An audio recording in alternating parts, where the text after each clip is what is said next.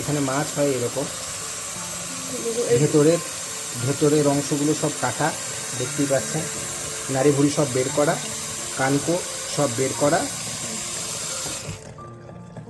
আপনাদেরকে এগুলোও দেখিয়ে দিই। কানকো নেই, কানকো যেমন বললাম আঁশ ছাড়ানো, পুরো আঁশটা ছাড়ানো, পাখনাগুলোও কাটা। এটা একটা বড় তেলাপিয়া মাছ। পরের ভিডিওতে আমরা লাল তেলাপিয়া দেখাবো কেমন হয় এখানে। এটা কালো তেলাপিয়া।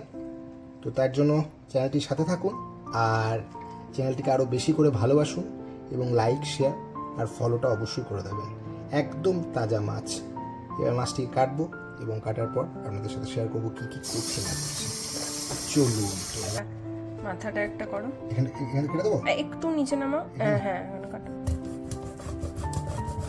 তো মাছ কাটা চলছে, এখানে সব নিজেকেই করতে হয়। আর মাছ কাটার মেশিনও এখানে থাকে, যেগুলো বাংলাদেশি ফিশ মার্কেট বা ইন্ডিয়ান ফিশ মার্কেট সেগুলোতে। বাট এটা আমরা 8GB থেকে কিনেছিলাম। এখানে একটা বড় স্টোর আছে আমাদের, যেমন বিগ বাজার বা ডিমার্ট সেরকম। তো সেখানে পুরো প্যাকেজিংয়েই পাওয়া যায়। তো এটাকে ঘরের মধ্যেই কাটতে হয়। তো মুড়োটা মোটামুটি কাটা হয়ে গেছে।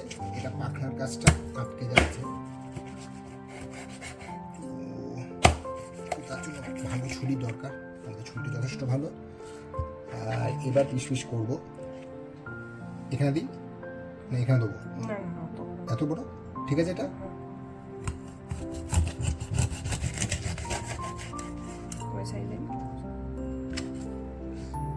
তো মাছ পিস করা হচ্ছে, তেলে ভাজা হবে। দেখুন যেমন খান পিস হয় সেরকম, খুব সুন্দর একদম তাজা মাছ হাতে দিয়ে বোঝা যাচ্ছে। এটা ঠিক আছে? হ্যাঁ।